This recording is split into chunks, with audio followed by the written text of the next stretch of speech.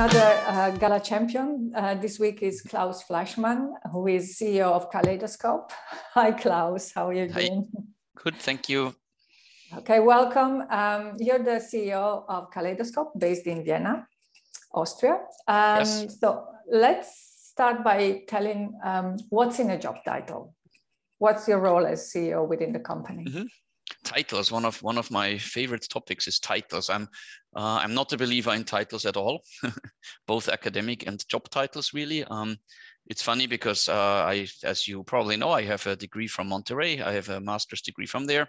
I have a second master degree in technical communication, but I never use my job titles or my academic titles. Actually, the only person where I always used it was my mother. Because she loved the fact if you put the two MA and MAS together, my business card always said Mama's Klaus. And of course, my mama loved that. And CEO, yes, it's true. I'm officially a CEO because I mean, it has responsibilities. I'm the founder. A few people want to actually take that responsibility. So I am a CEO on paper, but I don't really do the things that normally a CEO would do. What I did is many years ago, I said, I need somebody else to help me in my company, somebody who is synergistic to myself. And I found somebody, fortunately, this is my long-term business partner, Anita. She is also CEO, and she's actually really the one that also does the things that come along with being a CEO. So what I actually do, I always say in our company, I am the promise maker. And she is the promise keeper. So that means I'm more in charge of products and where we want to go and trying to stay on the top of the industry and what's happening. And of course, in sales, big accounts I usually take care of. This is what I do, but I don't really do the CEO things. Okay. And how did you start out in localization? Well, as I said, I studied in Monterey, California. Obviously, I guess pretty much everybody listening knows that's not only a beautiful place, but also a great school. And I got hired right out of university, actually. That was also a very interesting experience for me because my boss probably would not have hired me, or I know as a fact that she would not have hired me because she asked questions like, well, what do you actually want to do in this company? And you know, in America, you're supposed to say, oh, I will, you know, bring so much power and energy to your company. And I was like, I never really thought about that. I don't really know if I want to work at all. And that didn't convince her very much. But fortunately, she also had a business partner who said, no, you need to hire this guy. He really knows what he's doing. And I think the reason they hired me is because I have a rather strong computer background. So my dad was always in computers. I lived in the US when I was a small kid. I grew up with computers, and this technology plus service, this is also always something that even today we strongly do. So back then I brought a lot of technology into that company. Remember, that was early 90s, 1993. Yes, I started there. So that was the time where one of the first things I said was, we need an internet account. And there was a what? That was still, you know, bulletin boards where you had to type in your modem and you need to know how to say and things like that. So I did that a lot. And also when another really nice thing about that was when I joined that company, it was almost a startup kind of company. We were a handful of people. So I could really help a lot in building up the company, but it was never really my responsibility if something went wrong. So that was a really great experience to then, you know, build my own company, which I did when I came to Austria. I met my wife in Monterey and we got married there. And then when we went back home, I had to promise my wife not to start a translation agency. That was one of her conditions, staying with me. So I founded Kaleidoscope as a tech company. And one of the first things I did actually was I called a German company called Trados. I guess a lot of people know that as well. And asked them whether they would be interested in a salesperson for Austria.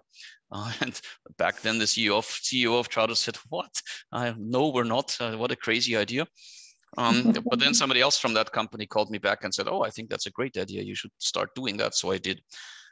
We started out selling Trados, implementing technology. We added the whole content thing later on. So not only localization, but also content creation, content management systems, all of that. And eventually we leaned more and more towards terminology. Because of course, I mean, there is a terminology component in pretty much all of the tools that we all use. And terminology is important in content creation, in translation, and pretty much everything, even in, you know, daily personal life. Terminology can be really important.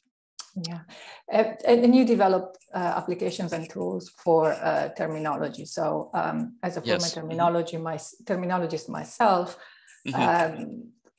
I see there are some misconceptions about terminology. What do you think? What's the main misconception about terminology? I think the main misconception about terminology is what terminology actually is. And I see that particularly in our industry, because and this is not wrong. Yeah, so I don't think it's a really misconception. It's just you have to understand terminology can be different things for different people, and particularly for companies. So from our point of view as LSPs, as translators, very often what people call a terminology is really a glossary or it's a word list. So what you try to achieve, particularly in a cut tool, is whenever you have this word in the source language, please always use that word in the target language. And that's, you know, that's perfectly okay, because that's what you have to do as an LSP. You can't tell the client that the source terminology is all wrong. But really that's very often the problem. So the source is already wrong. And the difference between a glossary and really terminology is that terminology thinks about the concepts. So terminology says, what is this thing? And is it legitimate that we have 5 different names for it? It could be. Very often as translators, we think, that's just a silly synonym, who cares? It could be legitimate that it has several words. It could be that it's not the same thing at the end of the day, or maybe sometimes it is, sometimes it isn't. So real terminology talks about the concepts. It's, you know, what are these things? How do we define them? And I think the other misconceptions that particular companies, you know, end clients that think about source language terminology have about terminology is that you need to put every word that appears somewhere in your company into the term base. And that's not true, because the things that should go into the term base are the words that are important for your particular company. So if you have a couple thousand concepts in your term base, that's pretty much what it takes. You don't need 60,000 things in your term base. You don't need each and every software string in the term base. You don't need each and every spare part in your term base. Really only the concepts that matter and that are important. And yes, exactly. So, but how do you convince the leadership of an organization to invest in terminology and not just use a spreadsheet, for example?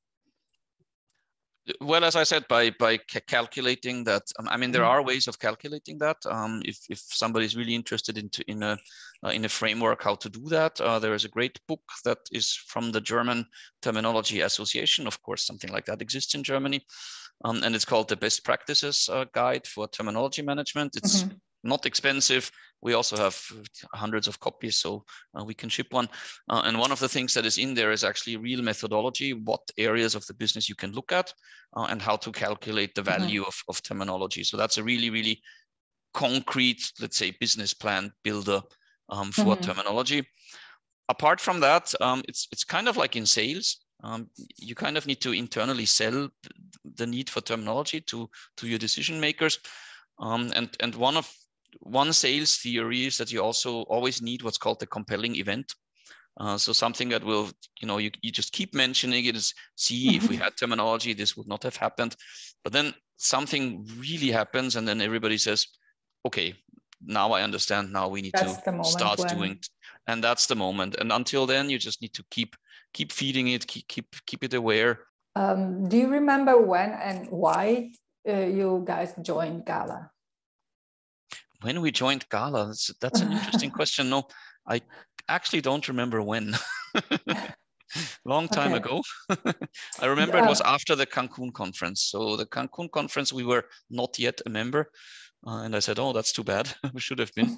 And I think it was in that year, but I'm not 100% sure. We'll look in the archive and we'll put the date on the video. Okay. So, but do you remember why? What was the reason you joined GALA? Yeah, absolutely. I mean, the reason for joining GALA and many other associations, I mean, any association that you join, actually, it's mainly two things. It's networking, of course. I always really loved the language services industry because we're such a really open bunch of people. It's always funny when when you get somebody from a different sector or a different industry to look at our industry, and they say, oh my God, I mean, you're having lunch with all of your competitors and you're discussing your business strategies, and how crazy is that? And I really like that. I mean, I think it has to do with just the fragmentation of the industry. So a lot of us are just really small companies, less afraid than huge companies.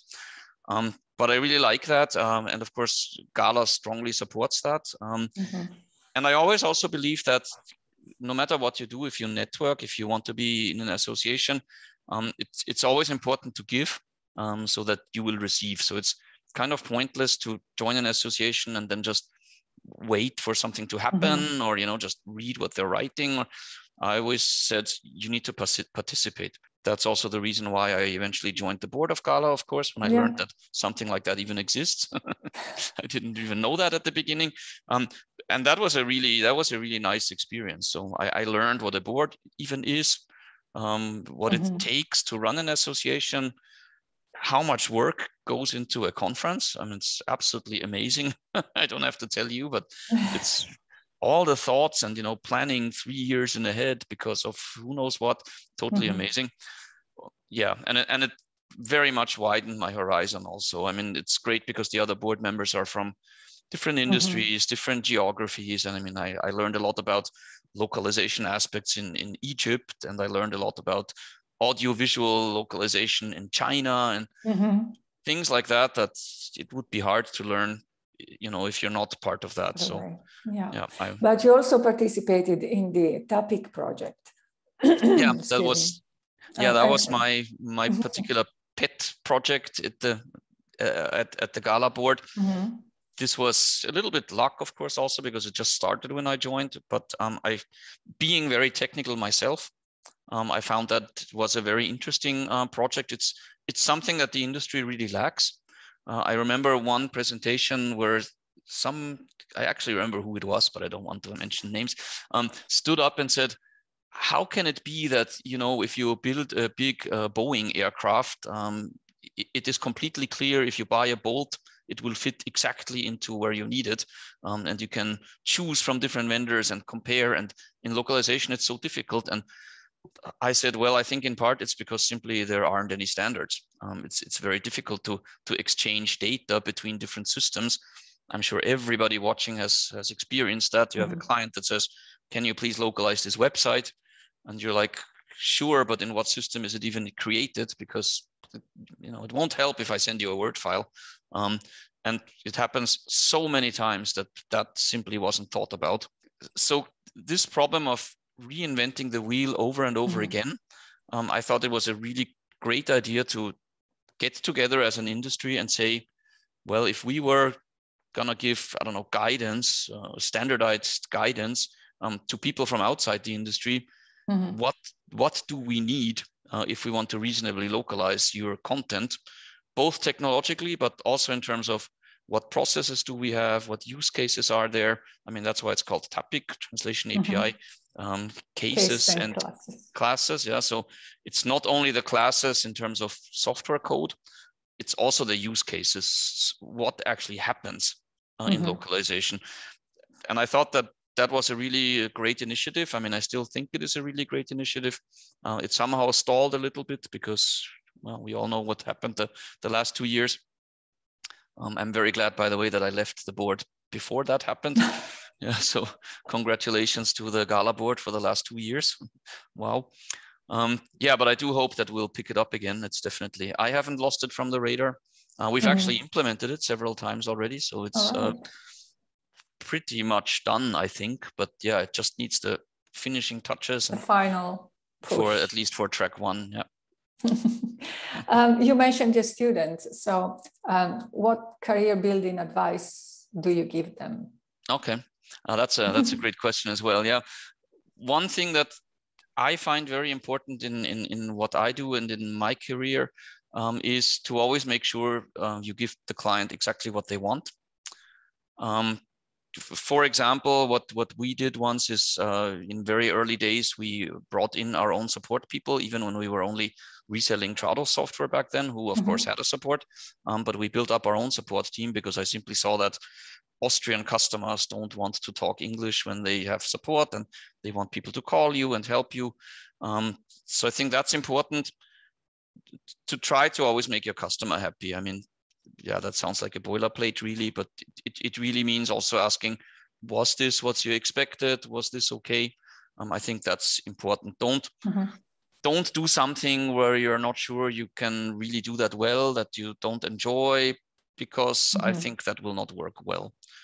And I think the other thing, I had somebody said that once, and I can't remember who that was. Also, I'm sure probably at the GALA conference. They said, when you get to a fork in the road, take it.